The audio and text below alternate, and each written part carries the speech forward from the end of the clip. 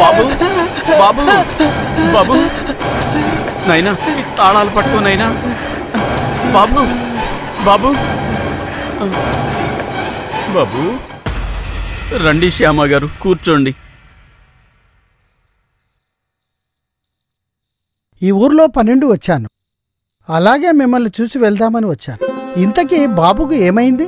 కుమారుడి రోగం వల్ల ప్రశాంతంగా ఉండలేకపోతున్నాను. తండ్రిగా వాడి బాధ చూడలేకున్నాను. ఎంతమంది వైద్యులకు చూపించినా ప్రయోజనం లేకపోయింది. ఒకసారి షిరిడీకొచ్చి బాబాకు చూపిస్తే మంచిదేమో. ఆయన గురించి నేను విన్నాను. మీ మాట తప్పక పాటిస్తాను శ్యామ గారు. మంచిది పిత్తలే గారు. మెల్లగా మెల్లగా నాయనా.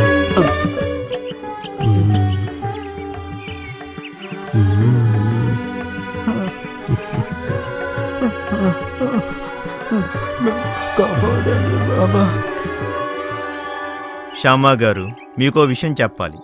ప్రతిరోజు క్రమం తప్పకుండా సాయిబాబా గారు ఒక కుండగ్గాను 2 రూపాయలు ఇస్తున్నారు. కానీ అంత డబ్బు తీసుకోవాలన్నా నాకు మొమ్మటంగా ఉంది శ్యామా గారు.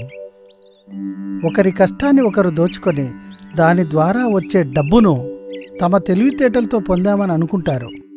ఎవరి కష్ట ఫలితాన్ని వారికిచ్చి మిగిలిన దాంతో సంతృప్తి పడ్డవారే నిజమైన సంపాదన పరులు. ఈ ధర్మాన్ని ప్రతి ఒక్కరూ పాటిస్తే ప్రపంచం ఎంతో సంతోషంగా ఉంటుందని బాబా నాతో ఎప్పుడూ చెబుతుండేవారు దాసు. కాదనకుండా నీ కష్ట ఫలితాన్ని నువ్వు తీసుకో. అలాగే శ్యామా గారు.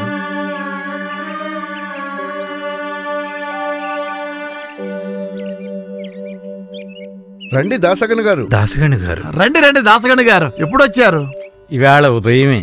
బాబా దర్శనం అయిందా దాసగణ గారు? అయింది. కాని ఈ మధ్య భక్తుల తాకిడి ఎక్కువైంది శ్యామ. అవును దాసగణ గారు. మన సాయి గురించి ఒక్క పాట పాడండి. ఎప్పుడు సాయి మాతో మీరు చాలా మంచి గాయకులని, హరిదాసులని, మీరు మంచి జ్ఞానులని బాబా ఎన్నోసార్లు మాతో చెప్పేవాడు. ఒక్క పాట పాడండి. నేను మీరు అనుకునే అంత గొప్ప గాయకుణ్ణి కాదు. సాయి ఏదో నా మీద ప్రేమతో అలా అని ఉంటాడు. సాయి మీద ఒక్క పాట పాడండి. పాడండి పాడండి దాసగణ గారు, పాట పాడండి. పాడండి.